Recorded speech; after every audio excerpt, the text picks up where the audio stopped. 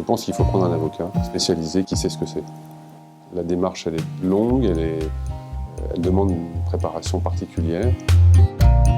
On a eu un interlocuteur, j'ai eu un seul interlocuteur qui est Maître Rousseau, qui a fait un travail colossal. C'est là encore quelqu'un qui a des compétences vraiment dans tous les domaines. En fait, j'ai eu un échange avec Philippe sur un dossier particulier à un moment dans mon parcours d'immigration où j'avais besoin d'avoir des éléments précis, donc j'ai pu voir Philippe facilement.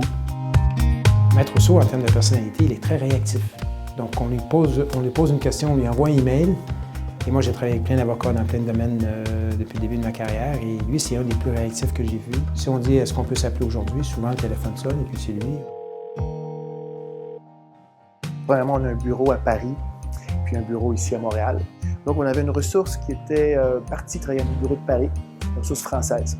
Puis par la suite, cette ressource-là voulait revenir au Québec. Donc on a utilisé les services de Marilyn pour pouvoir aller chercher les papiers nécessaires. Donc embaucher les avocats pour gérer ces dossiers qui sont assez complexes pour nous assurer que la ressource puisse revenir travailler avec nous ici à Montréal sans problème.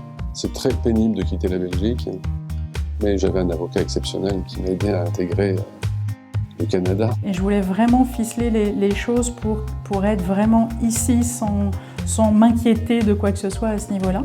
Et là, Maître Rousseau a été vraiment super.